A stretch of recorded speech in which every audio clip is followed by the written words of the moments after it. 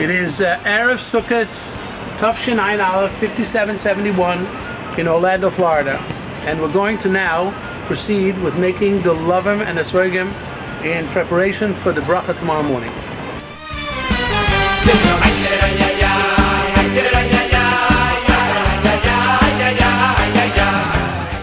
So the first thing we do is to make sure that our esrog is kosher.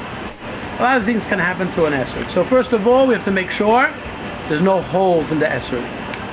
There's no big blotches or marks. That it actually is an esrog. So this is a beautiful esrog. This is the top of the esrog. This is the bottom. The bottom is where it grows, called the uketz. This is called the pitum. The shoshanta is the little brown thing on top. If it grew with a pitum and it does not have it on, it's not kosher. The most important part of the esrog is that it should look beautiful. It says in the Torah, pre-8 hadar. Hadar is beautiful. It's a beautiful esrog. And of course there are certain things that makes it non-kosher. Many, many details. So it's good to have a rabbi look over your esrog before you finalize the sale to make sure it's kosher. Now we're going to proceed with making the lulav. It's the Chabad custom that the lulav should be made in the sukkah on Erev Sukkot before the yontif begins. The brown part on the back of the lulav is called in Yiddish the moch, and that is very good because it keeps the lulav fresh. The most important thing that makes the lulav kosher is the tip should not be split. The top of the lulav has a leaf and it's a double leaf. If that leaf is split in half, then it's not kosher. So this is a kosher lulav. It's also Chabad custom not to use keshelach, which are those little pockets for the lulav. We're going to actually make rings from the lulav itself. There's no requirement what kind of scissor you could use. Any scissor is fine. Yeah, the one lulav is split in half. We put it together. We cut the ends off. We need 5 altogether. According to the Kabbalah, you need to have 5 rings. 2 are going to go on the lulav itself, and 3 are going to go to hold all the kinds together. Okay. We take the end of the... Now it's perfect. Okay, now where do you know to fold it? Approximately the same width as the length. So this is about half. 1 fold and a second fold. The second fold we're going to go back and we're going to bring it through, and this just takes a little practice. Doesn't take years of experience. Just a little practice. Do it a few times. It will seem impossible at first, but then it's going to get very easy.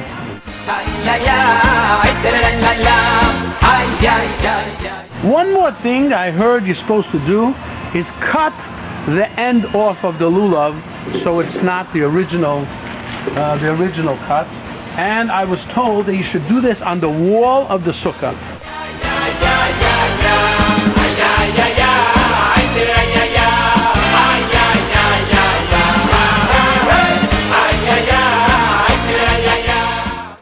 Okay, now ready with our lulav. So now we're going to need hadassim and aravish.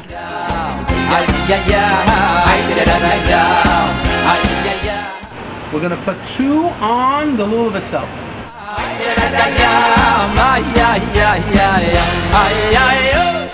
The first one is going to go hiding the hadassim. So like over here, we're going to put it over here to hide the hadassim. That's going to be the first one. That's the second. And now we're going to fold it in so it stays secure. Okay, it stays secure. I will do it on the second one so you'll see it a little clearer.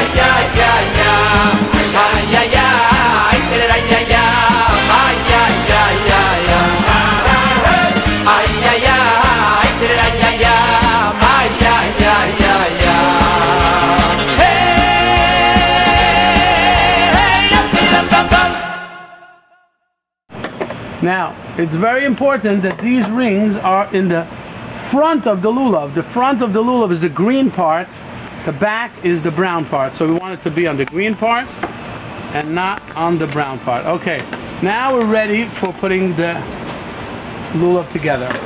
The Chabad custom is that you're supposed to hide the arabis with the hadassim. So we're going to put one arava on one side and one arava on the other side. Then we're going to put 3 hadassim. So first we do the arabis, then we do the hadassim. One's going to cover it on this side, one's going to cover it on this side, one's going to go in the middle. The Chabad custom, the Rebbe said we should add in hadassim. So I'm going to put 1 extra hadas. So we're going to have a total of 4 and not 3. That will close it up even more.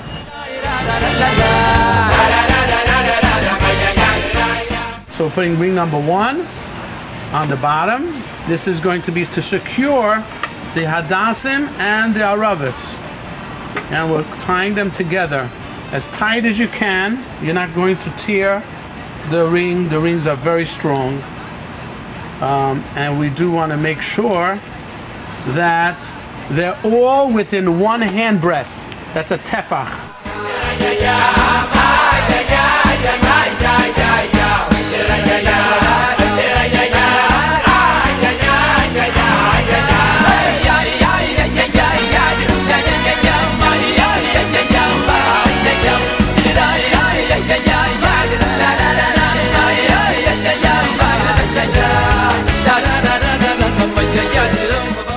Sometimes the tip a little hard to get in.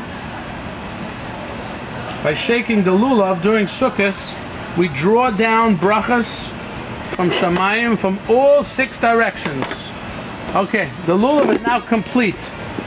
The lulav is a little bit lower. The stems are on the bottom, the 3 rings and the lulav. We are now ready to make the bracha. In order to make sure it stays fresh, we're going to do 2 more things. The first thing we're going to do is we're going to roll some tin foil on the table and some paper towels. The tin foil is going to keep it fresh, and the paper towel is going to keep it wet.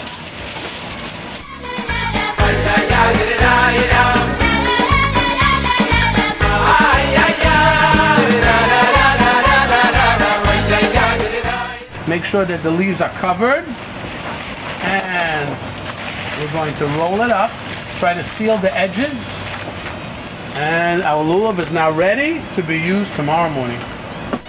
You could put the whole thing in the fridge, some people leave it out. There's different customs.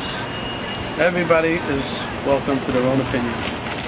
Okay, and our lulav and esrog is now ready to be used for Sukkot. Thank you. Yeah.